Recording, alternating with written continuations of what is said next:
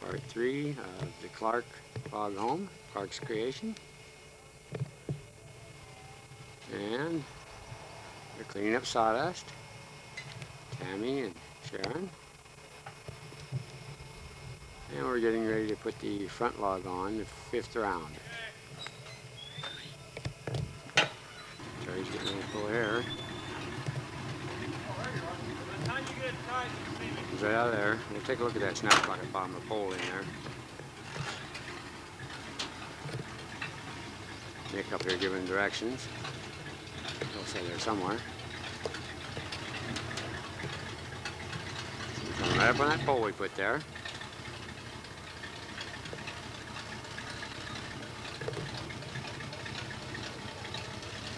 And we put a block under that pole that we're sliding up.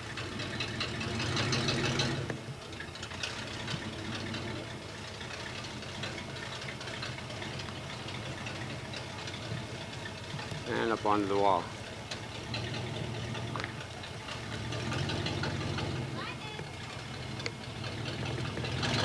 And we don't see anything wrong up here. All the guy wires are tense, like they're supposed to be. But beyond the spar pole, then we can reset choke on the other rigging tree we have.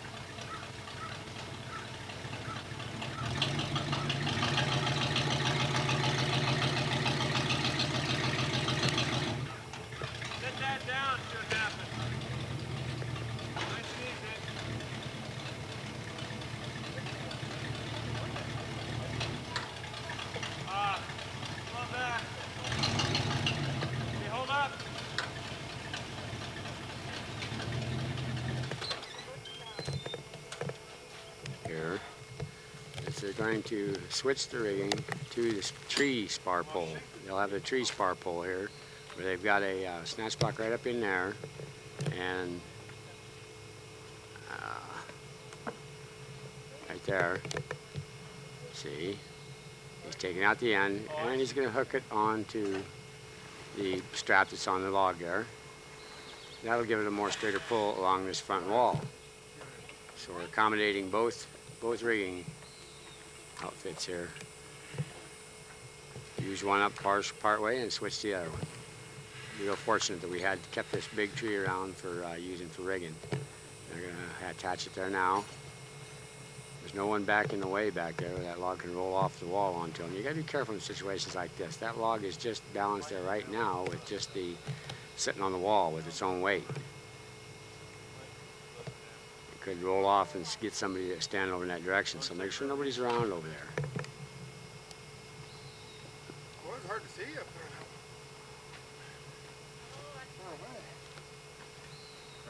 now. Oh, your snatch block isn't on the bottom of that tree, huh? No, it's up high. We didn't go low. Oh, you're just going to use the one snatch block? Yeah. Oh.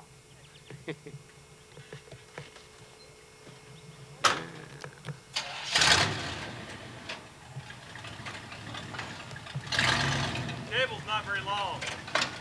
Oh. It's a fire. Been a very clean work night.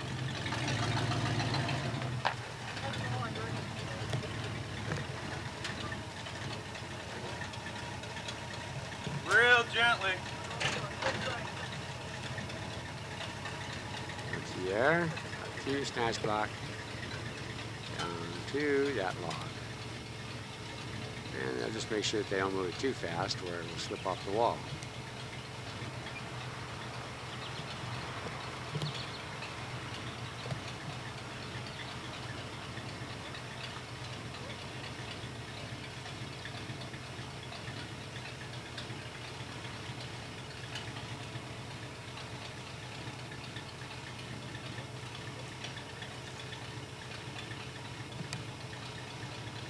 Your snatch block down to the truck.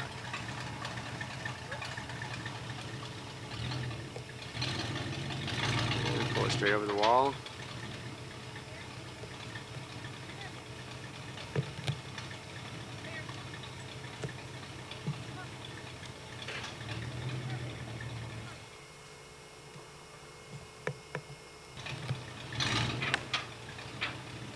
Okay.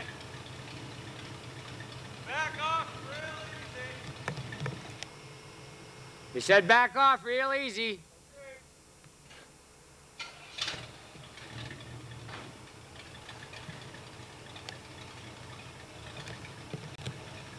That log is balanced on the wall now. They're going to reset it so they pull straight down the wall. The weight of that log would make it curve like that, and what they'll do is curl it in position on the wall, and it won't have that much bow. Seems like it now, but it won't.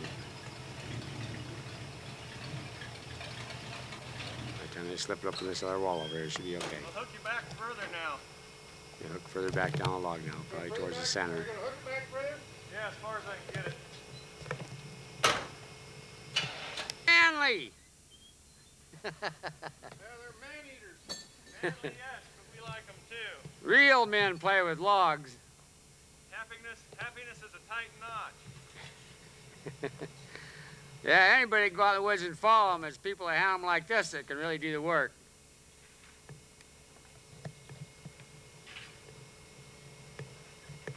We really should have a snatch block in the bottom of this tree. It wouldn't hurt us a bit.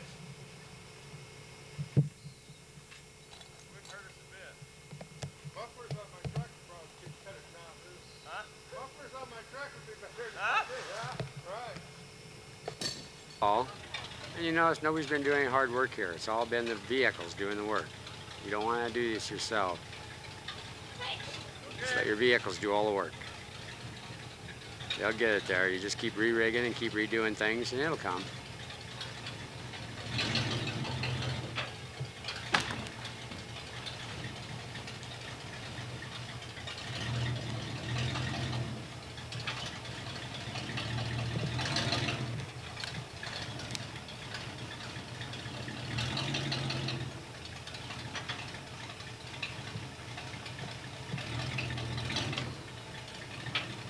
You'll see they'll get it out here, and then everything either take the tractor or...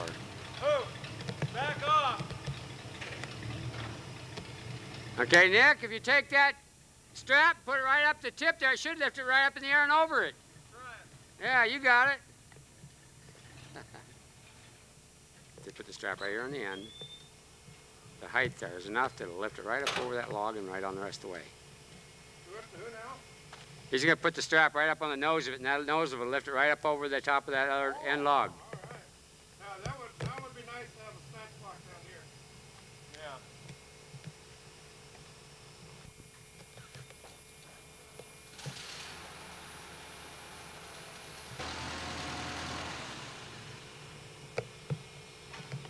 I decided to lift it up with that there rather than worry about the truck doing it. But no, you was going to do that, you could have just left your strap clear back down the log. Whatever it takes. Sure a lot easier than what we did before, huh? Or whatever I did before. I guess I'm the driver now. That's for our drivers. No. Oh, you're hiding. So here, you can drive. You're a good driver.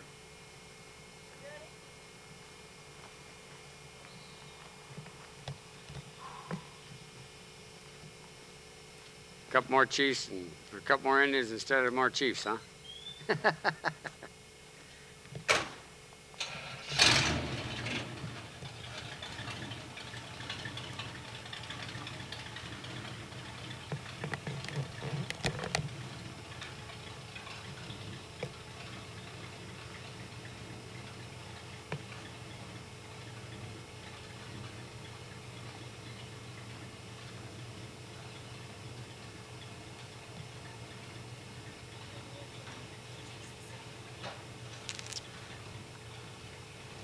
Oh, there is a tractor stuck in there if you're not careful. You might kill that and get your tractor out from under it.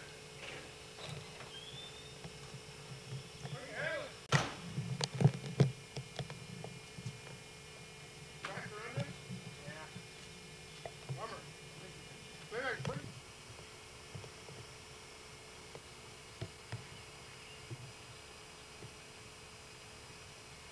Here we are at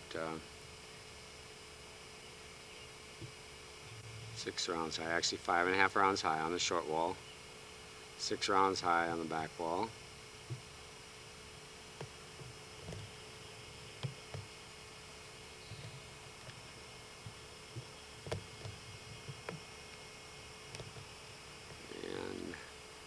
Starting to run into a problem with the too much to notch over.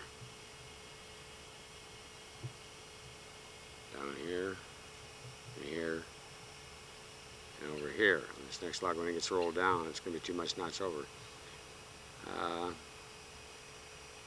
If you're not willing to cut open for doors and windows and so forth, to where you start making use of shorter logs or whatever, then you're going to have to start being real selective about this point, or even before this, a couple rounds lower than this.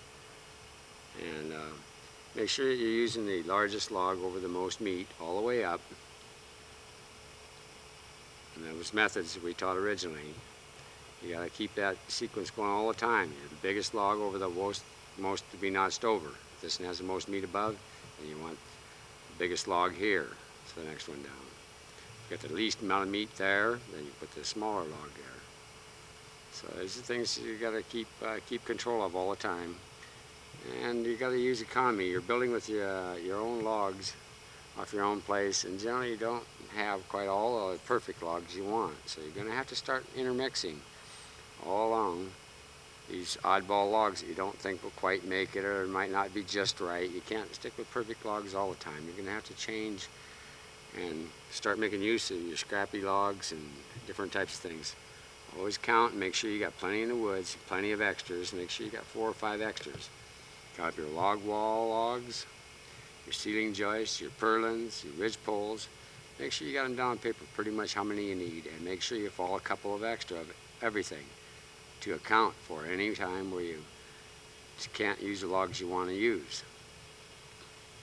Here we just had such big logs that we didn't count on the butts being as large as they are. But I've used, even though I use smaller logs, they've had big butts and small tops on them, and I was able to make them work all the way up without doing anything unusual like we did down here in this corner down below here. I didn't have to do any of that or any oddball things. It's just a matter of being kind of selective and economizing, just like you do your money and your bills or anything else. You know, when you start feeding the crunch, you got to start penny pinching, and the same thing with logs. You got to start using logs where you don't really like to, or you're not going to have perfect logs. Whenever you're a couple rounds high or something, start fitting in. If you got a perfect log here, make the next log a little cruddier one, not as quite as perfect as the ones, and save the better ones for up above. So when you get near the end, you do have a lot of good logs to use. It's kind of hard to say in your mind to do it. Another good thing would be to get most of your logs close to your site. Get them close to your site so that you can look at them and go out there and say, well, you know, that log is there, and it is a cruddier one. Don't just grab the best ones and jerk them all in and use them up. Go ahead and pull in your oddball ones. Throw a few in there. Where it's, once you've done an easy round, a nice smooth straight round, and start fitting in some of the lesser uniform logs. Let's go up on top. This is 6 rounds high. It's about 5 foot something. You can just barely see over it now. When you start counting your logs, when you fall your trees in your woods and you count them, make sure you got a couple extra each. Don't just say to yourself, well, I got 40 or 60 or 80 logs and, you know, I'm plenty good. Count them exactly. Know exactly how many logs you got. And like I say, always fall a few extras. Don't just think that possibly you've got enough or whatever. Count them and be absolutely sure. And we were getting about the height we figured from each log, so give yourself a little more selection.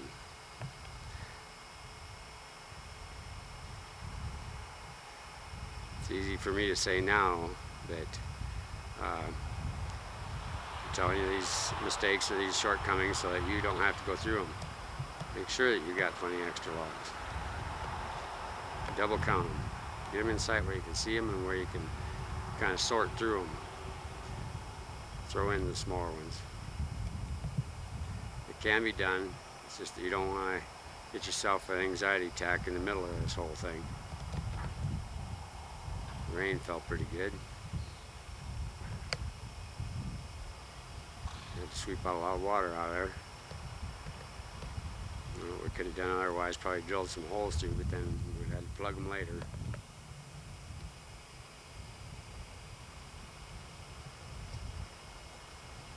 make use of half logs and stuff where you got your doors openings.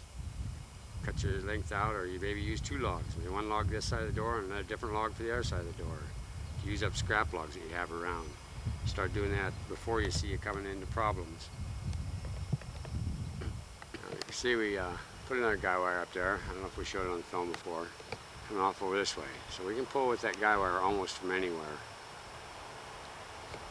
I mean, pull with the snatch block from almost anywhere without worrying about this pole tipping or going back over itself.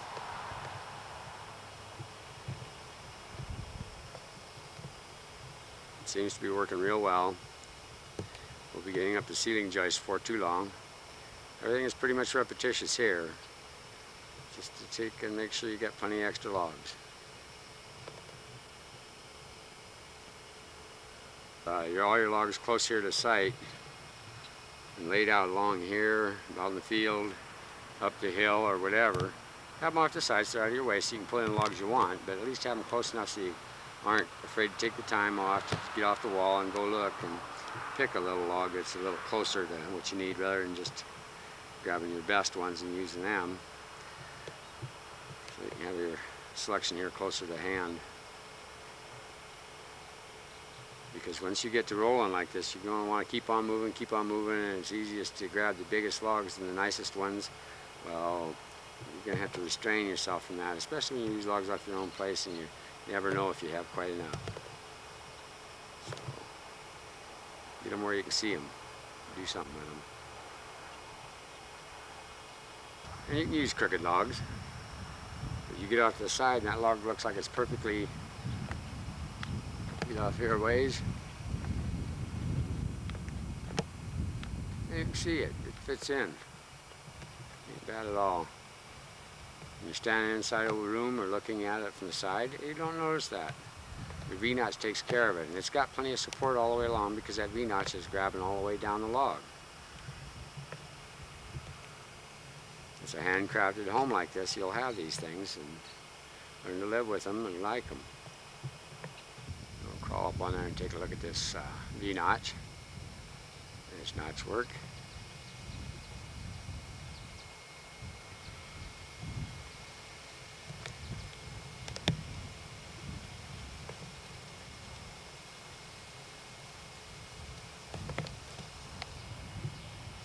There's the V-notch.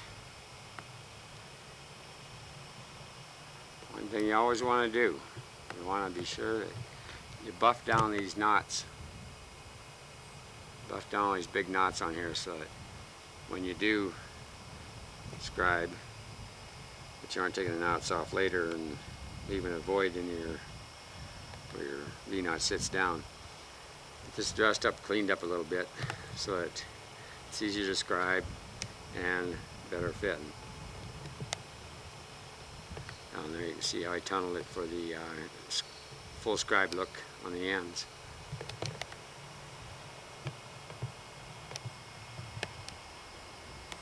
And this will fit down just like that and over there when it's done. See how well that looks all along there? Looks like a real nice tight fit. He's doing real good work here. But don't be afraid to be versatile. You can always change your methods and your ways a little bit to accommodate the type of logs you're using or the number of logs you have. Made this end here so it form fits. You usually scribe straight off the end of the log here and put it up over here.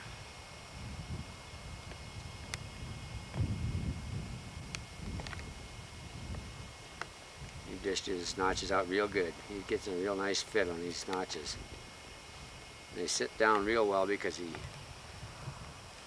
dishes them out real well inside at each notch. Here, as you can see, he's cupping it out real nice. He hasn't had to do too much refitting. Once you get a few logs up and learn how to do it, you don't have to do a lot of refitting. That's that notch, and he fits it down so it goes over the end of the log. He's going to leave all the ends of the logs random length.